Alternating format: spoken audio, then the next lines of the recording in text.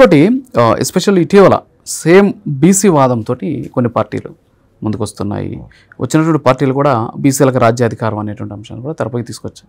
బహుశా మన ఆంధ్రాలో కూడా చూస్తారు, రీసెంట్గా వాళ్ళు మన హైదరాబాద్లో కూడా పార్టీ ఆఫీస్ ఓపెన్ చేసినటువంటి పరిస్థితి. సో అలాంటి పార్టీలకు కూడా మీ పార్టీ అనుబంధంగా అనుబంధం మీన్స్ పెట్టిన తర్వాత కలిసి వెళ్ళేటటువంటి ఆలోచన కానీ అలయన్స్ పెట్టుకోవడం కానీ ఇలాంటివన్నీ ఉంటాయి. మేము బీసీలు రాజకీయంగా అధికారాన్ని చేపట్టడానికి బొంత పురుగును కూడా ముద్దు పెట్టుకుంటాం. ఓకే. కుష్ఠరోగును కూడా కౌగిలించుకుంటాం. ఓకే.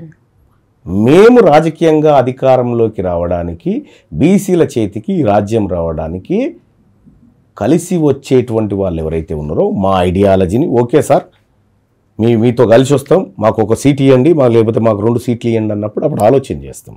ఓకే. మేమైతే ఇప్పటికీ నమ్మతలేము. ఓకే.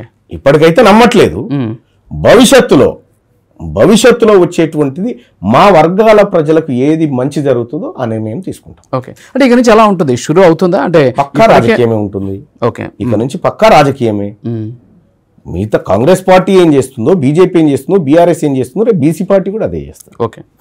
ఎజెండా తొందరలో ఉంటుంది, ప్రకటిస్తారు. 100%. ఓకే. ఏముండొచ్చు సార్? అంటే అడగకూడదు, బహుశా ఫస్ట్ ప్రైమ్ లైన్ చెప్తే బాగుంటుంది అని అంటే మా ఎంతూజియాజం. మా ఎజెండాలో చంద్రాయణ గుట్ట సీటు పేద రెడ్డికి ఇద్దామని అనుకుంటున్నాం. ఓకే. నాంపల్లి సీటు కూడా వాళ్ళకే ఇద్దామనుకుంటున్నాం. మలక్పేట కూడా వాళ్ళకే ఇద్దామనుకుంటున్నాం. ఇటువంటి ఎజెండాలు ఉంటాయి. ఓకే. ఎందుకంటే 8 దశాబ్దాల నుంచి అవి మాకే ఇచ్చారు కదా.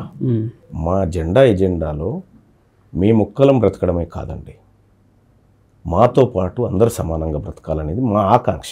ఓకే. అంటే నాట్ ఓన్లీ బీసీలు అండి. ఓకే. రాజకీయంగా ఆయా వ్యక్తులకు రాజకీయ పరంగా అణిచివేతకు గురైనటువంటి ప్రతి పేదవాడిని మేము ఆదుకోవాలనేది మా ఆలోచన. దాంట్లో అగ్రవర్ణాల్లో ఉన్నటువంటి పేదలు, వాస్తవం అండి, పివి నరసింహారావు గారు తీసుకొచ్చిన ల్యాండ్ సీలింగ్ వల్లనే అంతో ఇంతో భూములు పేదలకు అతని ఆలోచన వల్ల దక్కినాయి.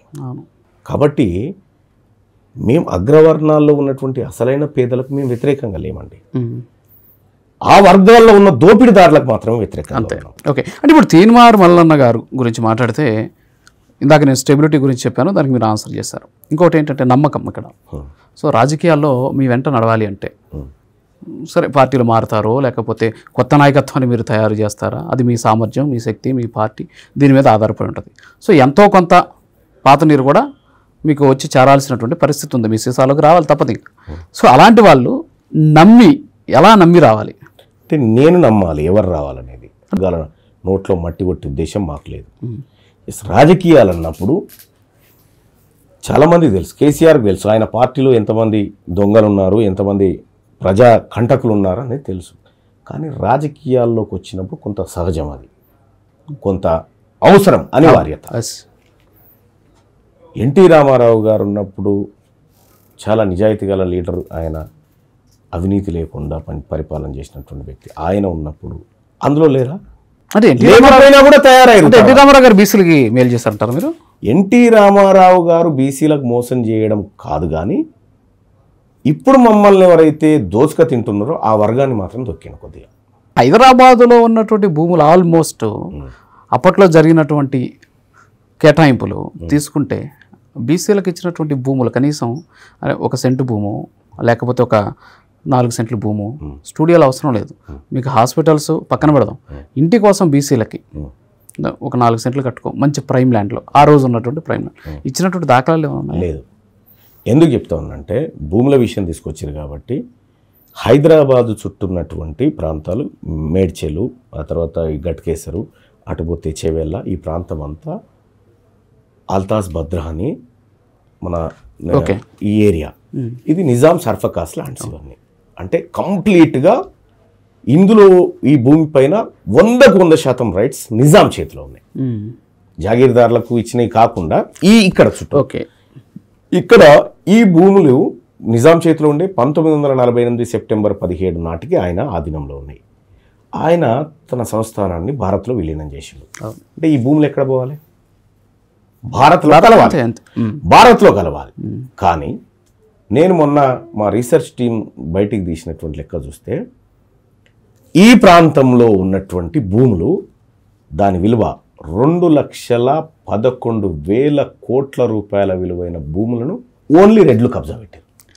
Okay, only Reddlu with survey నెంబర్లతో data బయట పెట్టండి ఎక్కడెక్కడ కబ్జా పెట్టిరని. భారత ప్రభుత్వానికి పోయినటువంటి భూమి వీళ్ళ కబ్జాలోకి ఎట్లా వచ్చింది? అవును, మీరన్నటువంటి స్టూడియోలో ఎవరిచ్చిరు? అది చెన్నారెడ్డి గారు. ఓకే, చెన్నారెడ్డి గారు ఇచ్చిరు. అప్పుడు ఒక సినిమా తీస్తే హైదరాబాద్లో తీస్తే 5 లక్షల రూపాయలు ప్రభుత్వం ఇనాముకి ఇచ్చేది. ఓకే, ఇక్కడ అపోలో హాస్పిటల్కి ఇచ్చినటువంటి భూములు కానీ, బసవతారకంకి ఇచ్చినటువంటి భూములు కానీ, వాళ్ళకి భూములు ఇచ్చినప్పుడు ఏం కండిషన్స్ ఉన్నాయి? దాంట్లో 50%, 25%, 30% నువ్వు పేదోళ్ళకి ఫ్రీగా వైద్యం చేయాలి. మీరు చేస్తున్నారా ఇవాళ? అవును, మీరు చేయట్లేదు. మీరు చేయకుండా మీరు అగ్రిమెంట్ని వయలేట్ చేస్తూ ఉన్నారు. రేపు బీసీ ప్రభుత్వం వచ్చిన తర్వాత మీ అగ్రిమెంట్లు ఎందుకు క్యాన్సిల్ చేయకూడదు? ఖచ్చితంగా. ఇప్పుడు మీకు ఇచ్చినటువంటి భూములు ఏవైతే ఉన్నాయో మీరు అన్ని వయలేట్ చేస్తూ ఉన్నారు.